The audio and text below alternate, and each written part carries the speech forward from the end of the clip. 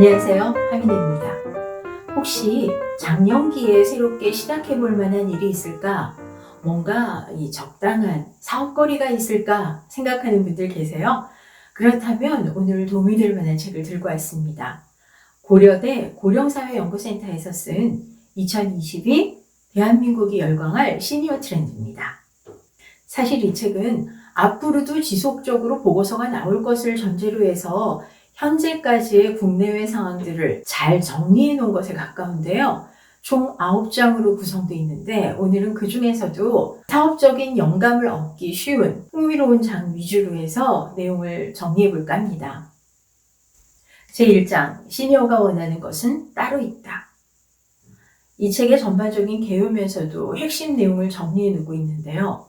여기서는 우리가 상식처럼 여겼던 노인 담론은 이제 한물 같다라고 얘기합니다.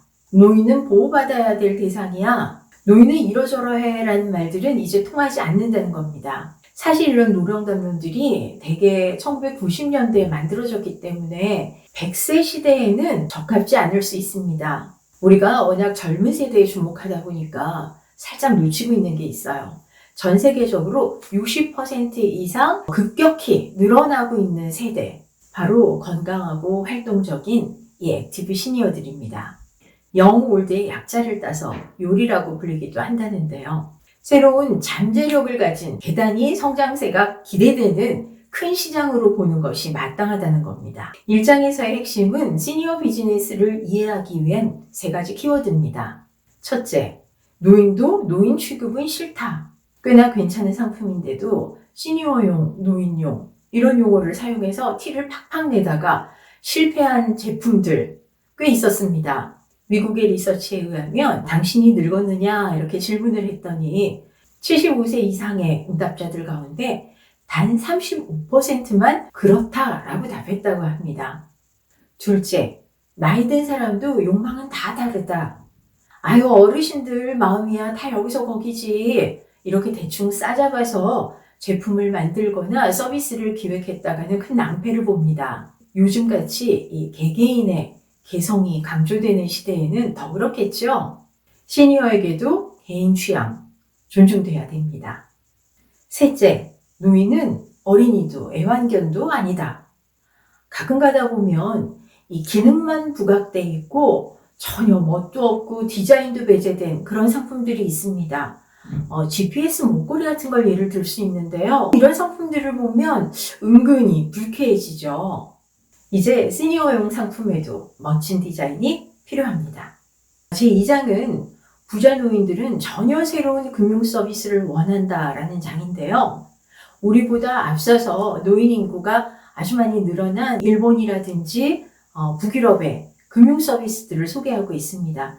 아, 곧 우리나라에도 도입될 수 있는 상품과 서비스들이구나 하는 정도로만 참고하시고 넘어가겠습니다. 3장, 나이가 들면서 운동과 취미에 빠져든다. 당장이라도 도입해볼 만한 그런 사업적인 아이디어가 아주 풍부한 장이었는데요.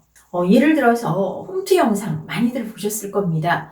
그런데 이거 따라하다 보면 이런 자세는 어떤 나이 이상이 되면 좀 상당히 어렵겠구나 이런 거 느껴보셨을 거예요. 이 책에서 가장 마음에 든 부분이기도 한데요. 에이지 프렌들리 비즈니스 모델 이렇게 해서 해외 사례들을 사이트와 함께 간략하게 정리를 해뒀습니다.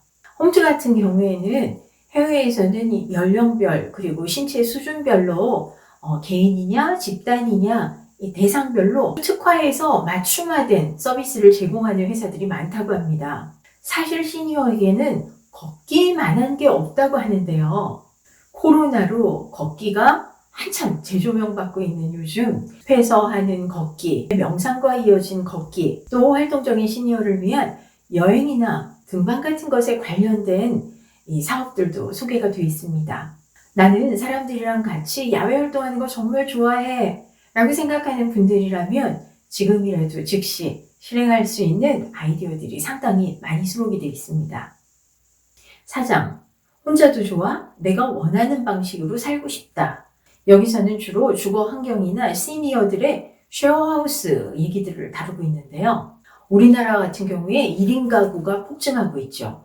그런데 이 1인 가구는 아주 자연스럽게 시니어 1인 가구가 될 확률이 높습니다. 사람은 본능적으로 외로움을 피하고 싶어 합니다. 사는 재미도 있어야 되고 이 새로운 활력을 위해서라도 친구를 원하는데요.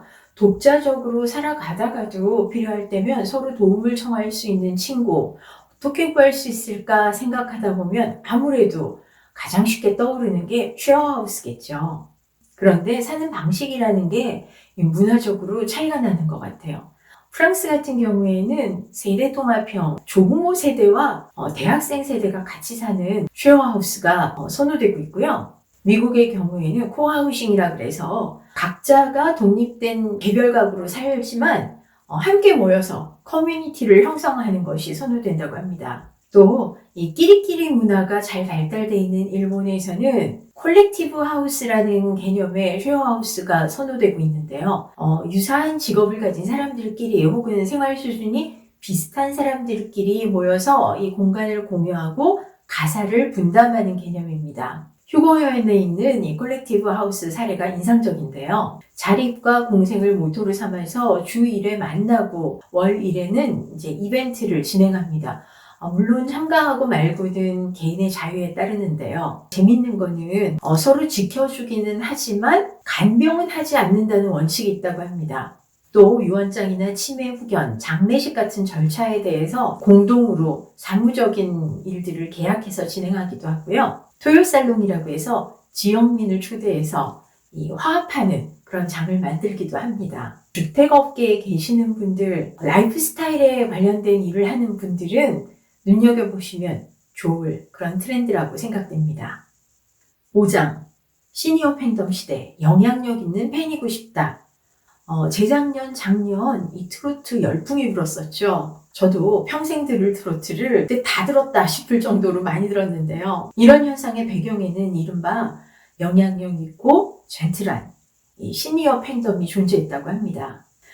스타 한 명 밀어주는 거는 물론이고 광고도 하라고 기업주들한테 이 압력을 행사하기도 하고요. 스타의 봉사활동을 지원하기도 하죠. 이제 시니어의 이런 덕질은 개인적인 영역을 넘어서서 이 문화 콘텐츠랑 결부되면서 상당히 잠재력이 큰 또 다른 시장으로 여겨지는 게 마땅할 것 같습니다.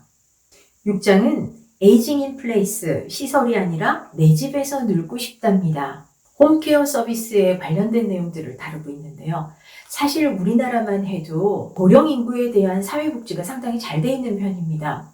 등급에 따라서 주택에서 혹은 올데이 케어처럼 이렇게 다양한 형태의 요양보호사의 서비스를 제공받을 수 있는데요. 이런 국가적인 차원에서의 복지 혜택을 받지 못하는 미국 같은 경우에는 소비자에게 다양한 형태의 홈케어 서비스를 유료로 제공하는 홈케어 서비스 회사들이 아주 많이 등장을 했습니다. 우리나라 역시 노인 인구도 늘고 있고 사회적인 계층도 다양해지고 있기 때문에 관심 있는 분들은 한 번쯤 눈여겨볼 만하지 않을까 생각이 들었습니다. 7장, 더 젊어지고 오래 사는 시대, 에이징 테크의 미래.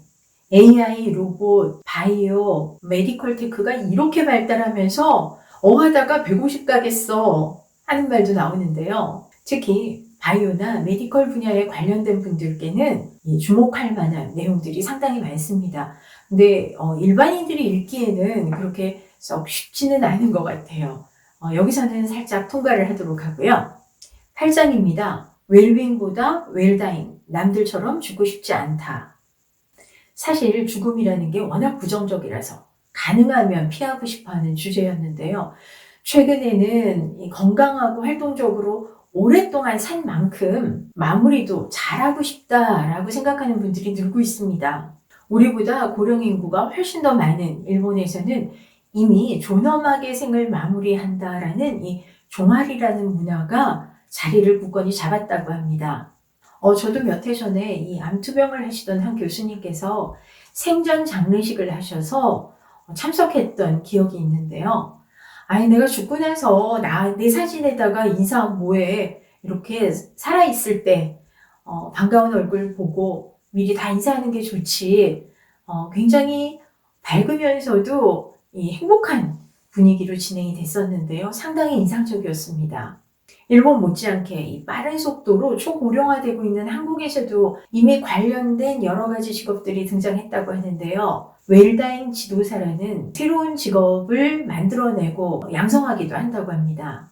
누군가를 보살펴주고 삶을 가능하면 따뜻하게 마무리하고 싶다 하는 분들이라면 한 번쯤 읽어보실 만한 내용들이 많이 수록이 되어 있습니다. 마지막 장인 9장, 에이지 프렌들리 시대에 무엇을 할 것인가? 책의 결론이지만 우리에게는 질문을 던지면서 마무리를 짓습니다. 2030년이 되면 우리나라에서 만 65세 이상 인구가 1,700만 명이 된다고 하죠. 인구의 25%에 해당이 됩니다. 정말 얼마 남지 않았는데요. 저는 두 가지 생각을 해봤습니다. 이제는 정말 생각을 바꿔먹어야 되겠다. 이 어떤 형태로든 사회에 참여하는 생산적인 시니어로 살아야 되는 시대가 왔구나. 그리고 가능하다면 이 나이에 어울리는 이 새로운 시니어 비즈니스를 한번 고민해보고 준비하는 것도 괜찮겠다 하는 생각이 들었습니다. 왜냐하면 이 또래는 또래가 가장 잘 알기 때문이겠죠. 사장님들은 에이지 프렌들리에 대해서 어떤 생각이 드셨어요? 댓글로 많이 남겨주시면 제가 하나하나 열심히 다 읽어보도록 하겠습니다. 오늘 내용도 도움이 되셨어요? 좋아요와 구독은 제가 영상을 만드는데 큰 힘이 됩니다. 저는 곧 다시 찾아오도록 하겠습니다. 고맙습니다.